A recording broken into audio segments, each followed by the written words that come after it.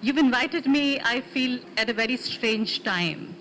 It's strange in a sense, religion is now an axis around which the parliament is revolving. Politicians are deciding how and when to build a temple.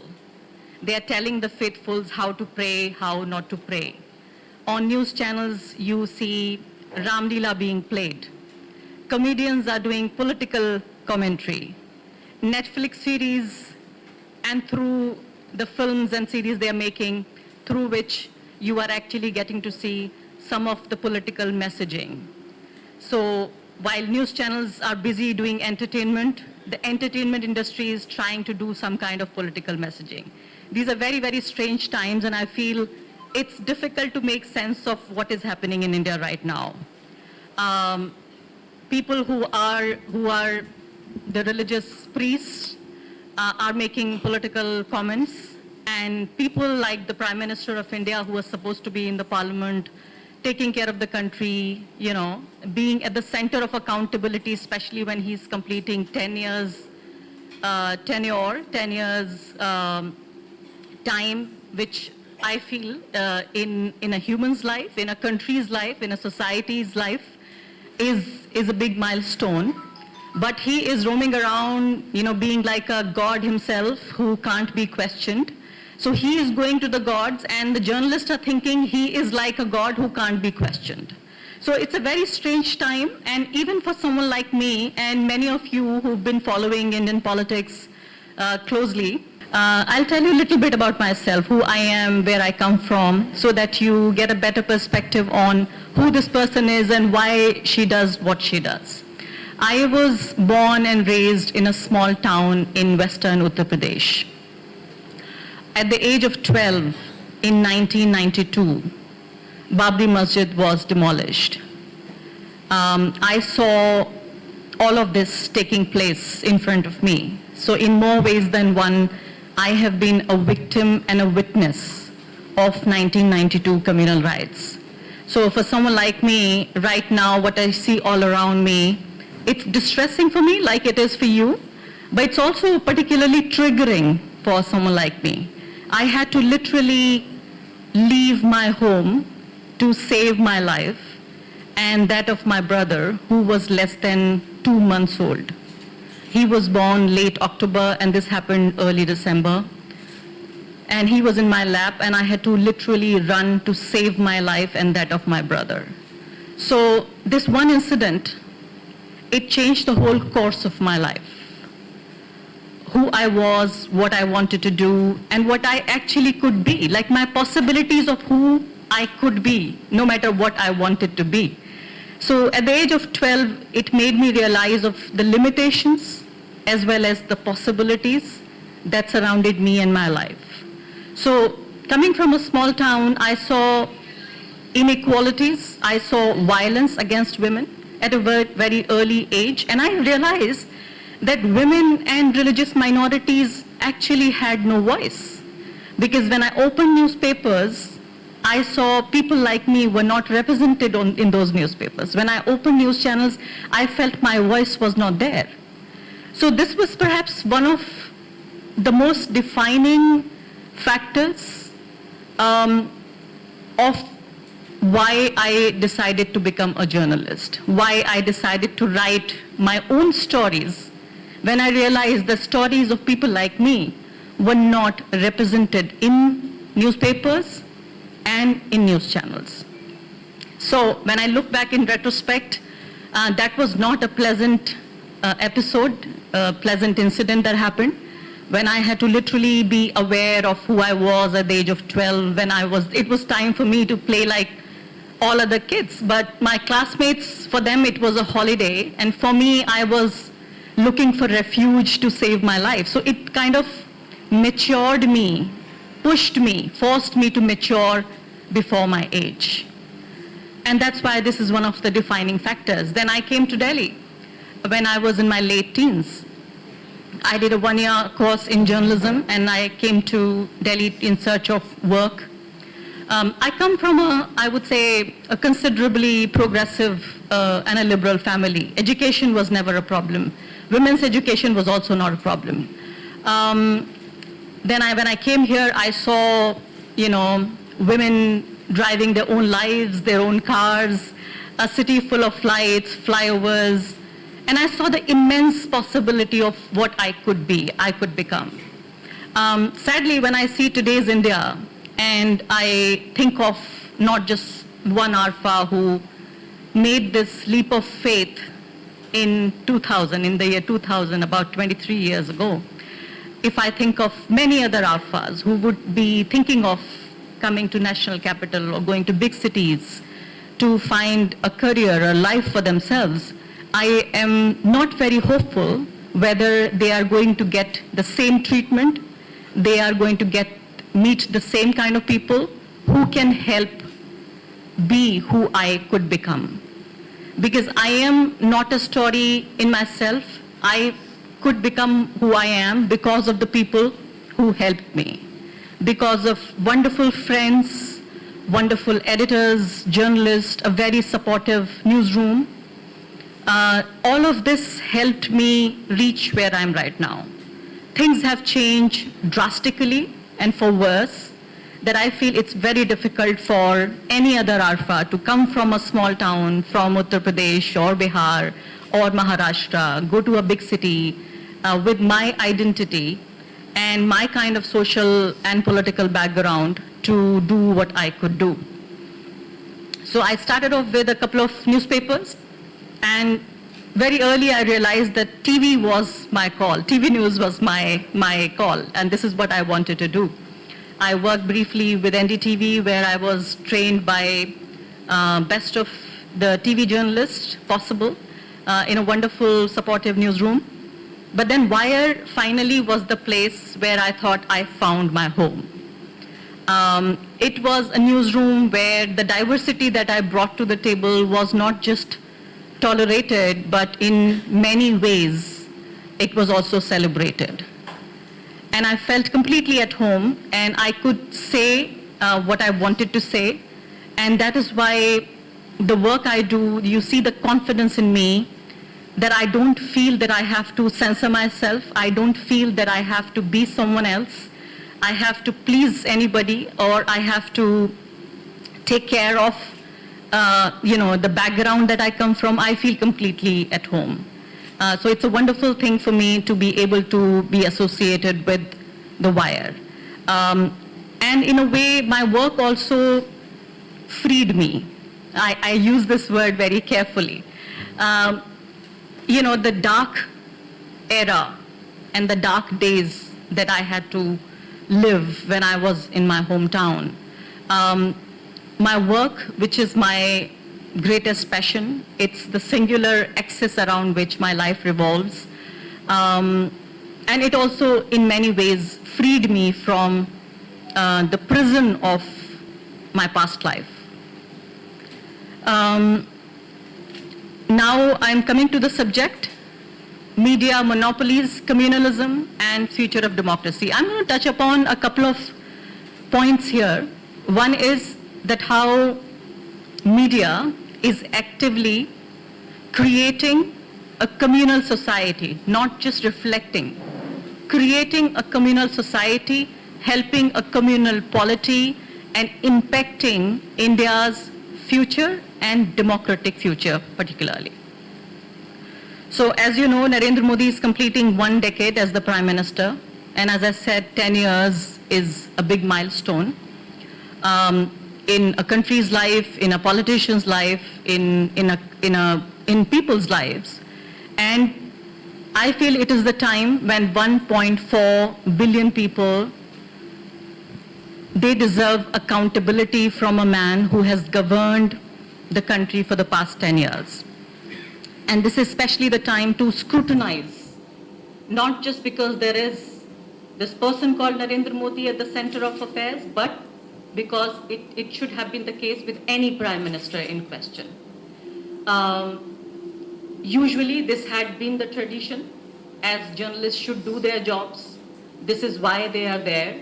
But sadly, this is not happening. I feel this is a time when journalists should be scrutinizing the government, Mr. Modi, his party BJP, and ask them for accountability, for answerability. Tough questions they should be asking, especially on behalf of the people who live on the margin of our democracy, like the farmers, like the laborers, like women, youth, religious minorities, and India's poor, and people from the Northeast, people from Jammu and Kashmir. All of these people who have lived on the margins of Indian democracy, they need answers from the people in power. And so I'm going to list out a few questions that I feel the media is not asking right now. The question of hunger and unemployment in Modi's Amrit Kal. So Narendra Modi says, Modi ki guarantee hai. This is Modi's guarantee. And what is Modi's guarantee? So Narendra Modi is saying that India will become third largest economy when he gets the third term. You must have heard this a few times by now. But do you know that in Global Hunger Index, 2023 Global Hunger Index, it saw India slip 4 places to rank 111 out of 125 countries.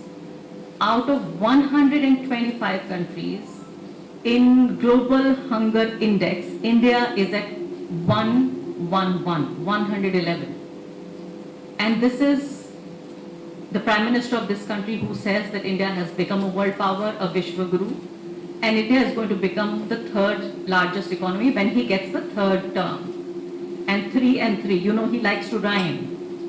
And he feels this third term is already divinely ordained upon him, and which to me now does not look like an impossibility. Second question.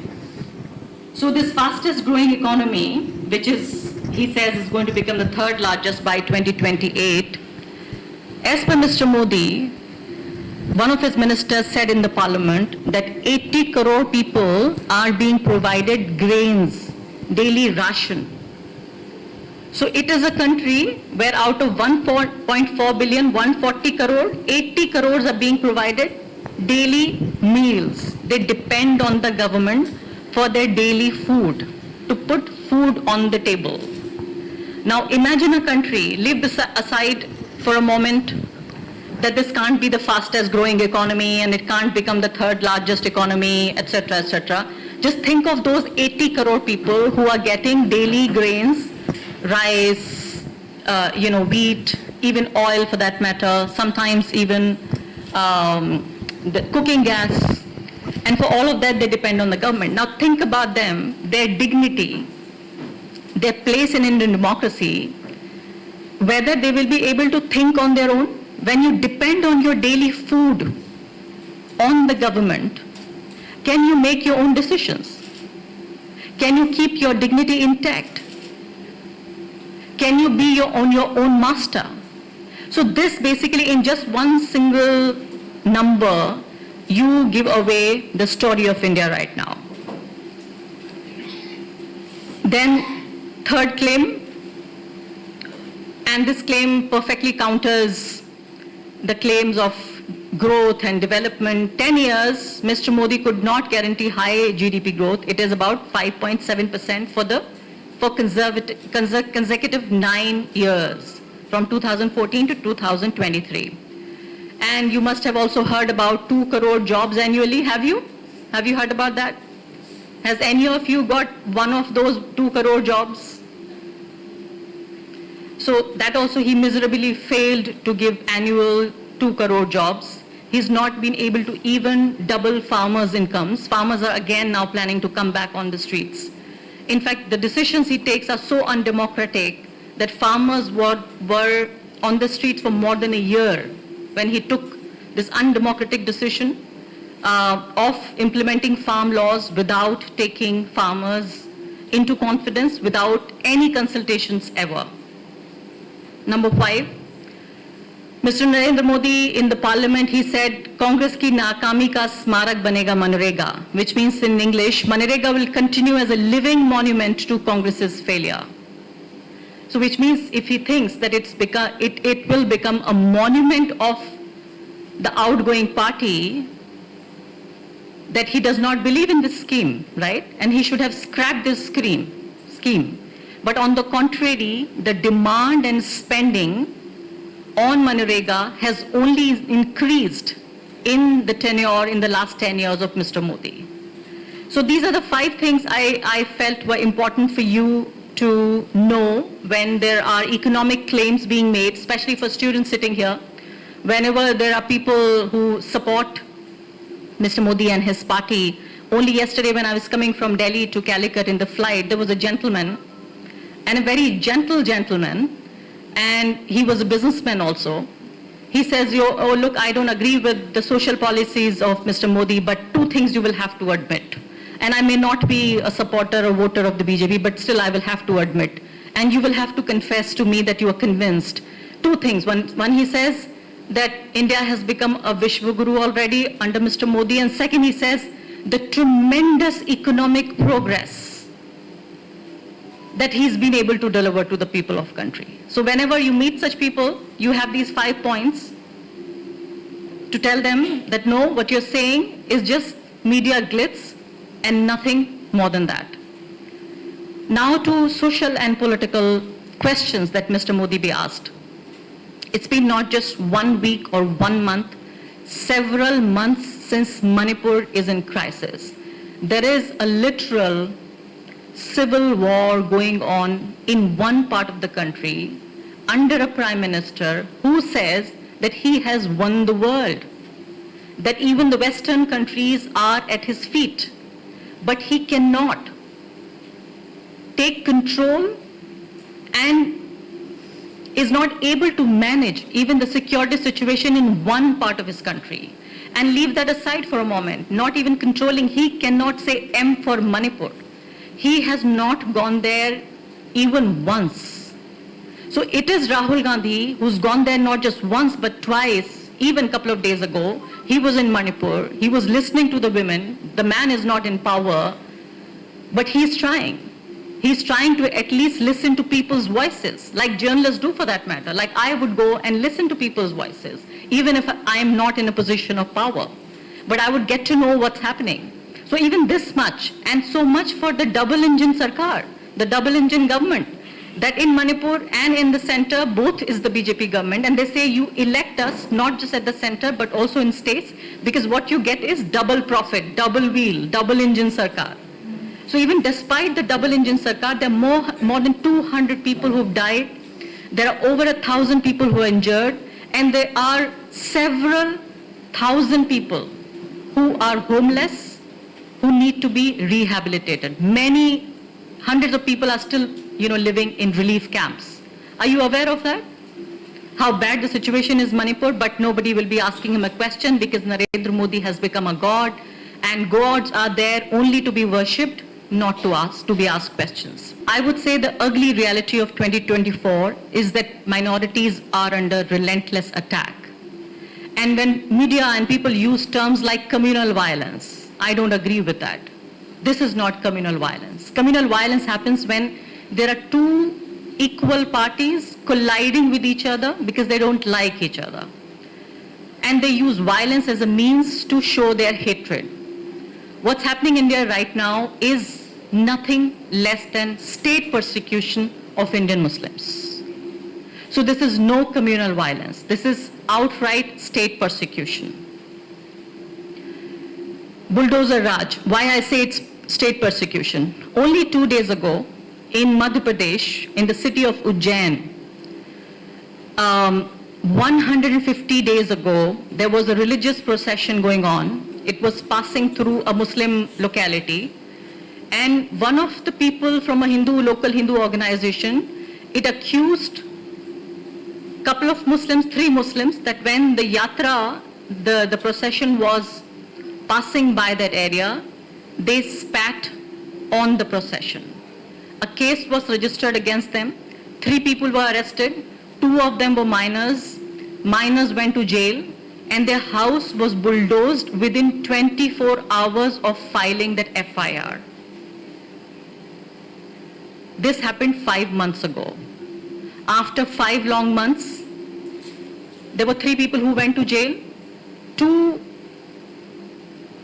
people were released after 2 months, and now the third person, who's the only adult, he was released after 151 days because the police could not prove their case in the court. And the court gave the final, the last man also the bail. Now his house is demolished, and this person spent 151 days in jail. And this is not the only incident that happened. And one of the most peculiar thing that happened when this incident happened, you must have watched videos and you know about incidents of Muslim houses being bulldozed by state bulldozers. In this, the municipal officials, they took drummers with themselves when they reached the venue, when they were demolishing the house of this person where at least 12 people lived, 3 families used to live. It was a 3-story building. So 3 families used to live, 3 brothers who used to live there with their families, and they also used to run a small shop in the same building. So municipal officials, they took drummers with them and they played bhakti song, religious song, Govinda Govinda. People were dancing, beating the drums while this house was being demolished. This is the state of affairs in India right now, and that's why I say this is no communal violence. This is no Hindus and Muslims fighting with each other.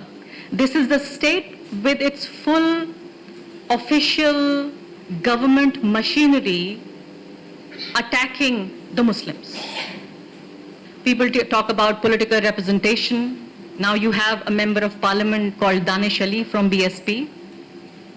Danish Ali was abused, called a pimp, a terrorist, an outcast by his fellow parliamentarian in the premise of the parliament. So no space is a safe space for India's Muslim. You may be a small-time vendor, you may be a cart puller, you may be a small shopkeeper, you may be a journalist like me, or you may even be a parliamentarian. You can still be called a terrorist, you may still be called an outcast, you may still be called a pimp, and other names which are uncivilized and I cannot pronounce here. So nobody is safe if you belong to a particular identity, and no place is a safe place for India's Muslim. To give you a small example, someone like me with a public identity, I cannot go to a public park. I cannot go to a public gym. I cannot go and watch films. I cannot announce, if I was coming to Kerala, I did announce this on my social media because I feel it's in a way a safe space for me, or maybe I would like to think. So I announced that I was coming to Kerala. But mostly, I am not confident that I can say this on social media. I don't know who is there sitting, in the crowd who hates me for asking for accountability from the government. Or people like me are also branded as enemies of the state, enemies of India, enemies also of the Hindus. So it's very difficult. So that's why I'm saying it's difficult for someone like me to go and, let's say, watch a film like Kashmir Files or the Kerala Story. So it's not just the television where you see day in and day out Muslims being demonized, Muslims being projected as the enemies, as the other, but even in popular cinema, you have films, utterly Islamophobic films like the Kashmir Files, you have the Kerala Story, where they have been exempted from tax.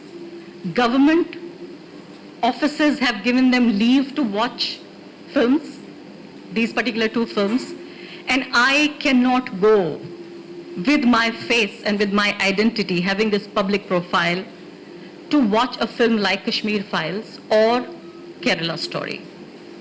Because I know very well the kind of people who would be interested in watching those films. And this is not just about me. I am not a visible Muslim. I may be a person with a public profile, but I am not a visible Muslim.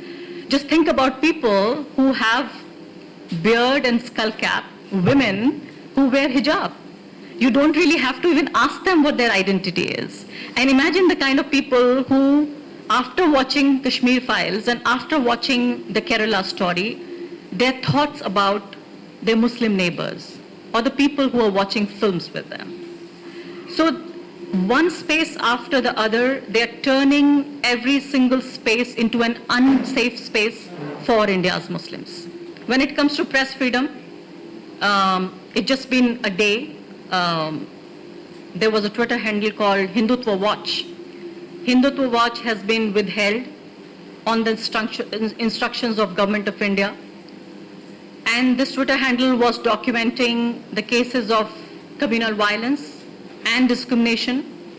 The handle owner has not been given any clarification, any chance to put forward his point of view, any reasons why his handle has been withheld.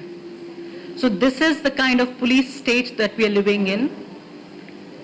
I feel Narendra Modi's rule in India has been a story of capture, control and throttling of the media. You know, they have been using police cases on people like me, on organizations, The Wire. They have literally completely destroyed a news organization called the NewsClick. They've filed anti-terror cases on journalists working with NewsClick.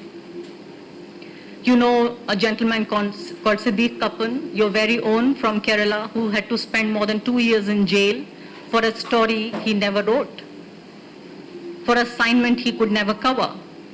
So counterterrorism laws are being applied on journalists. Financial regulations being used to intimidate journalists. And so when Muslims are facing this whole, open state persecution and Hindu supremacists are tearing India apart, judiciary, you feel, will come to your rescue, but it's become a mute spectator. And this whole subjugation institutions of surrender of majority of the mainstream media has ensured that there is little resistance to Modi's authoritarian actions. So I feel the new foot soldiers are not the members of the BJP or the RSS or the VHP or many other organizations. I don't know, some of them are also active in Kerala. The new and the most effective foot soldiers of Hindutva are the mainstream Hindi journalists. They are the ones who are actively working to build a Hindu Rashtra.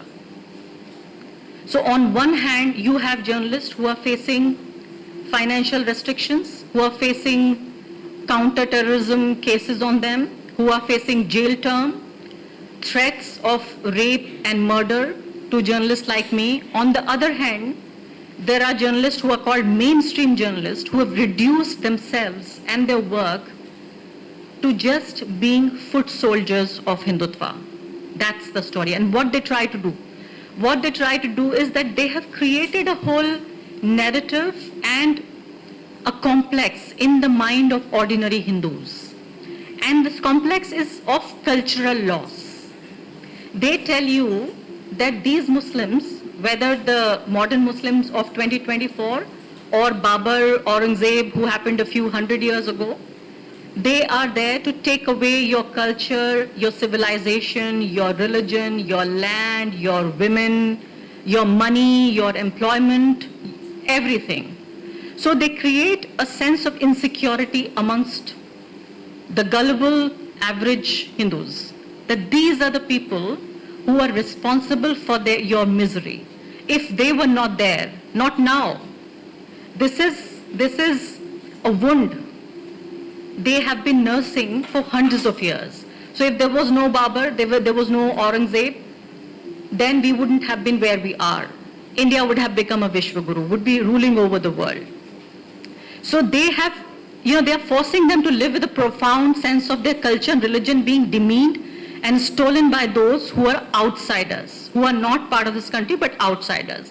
And this forced sense of cultural loss and reclaiming of what was once theirs is at the core of this whole Hindutva ideology.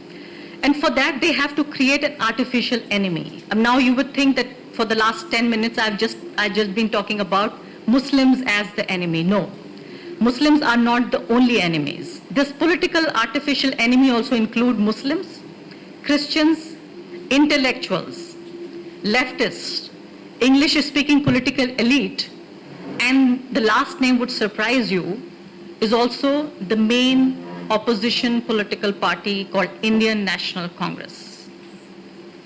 Now, all of these people put together are being projected every day on national television as the enemies of India. Muslims, Christians, intellectuals, leftist, English-speaking elite, and the Indian National Congress. I'm sure there are many more, like the state of Kerala for that matter. They say this is a state which is culturally so different. Only like a couple of months ago when there was Diwali, one mainstream news channel literally ran a video report saying Diwali is not celebrated in Kerala because Hindus are in minority. So there are also states which are now, can maybe remotely come in the category of enemies or not being mainstream or not being part of the Hindutva project. I can at least promise to you the kind of journalism I am doing, my organization is doing. There is no dearth of people. There is a whole young generation of journalists who are very committed, who are working hard and putting everything at risk online, on the line to bring you that small piece of news. So there's still hope that we will recover from where we are. I don't know whether we'll be able to go back to where we had started from, but there is a whole generation of journalists which is committed to bring you authentic news despite whatever happens to them and despite whatever may await them in the future. Thank you.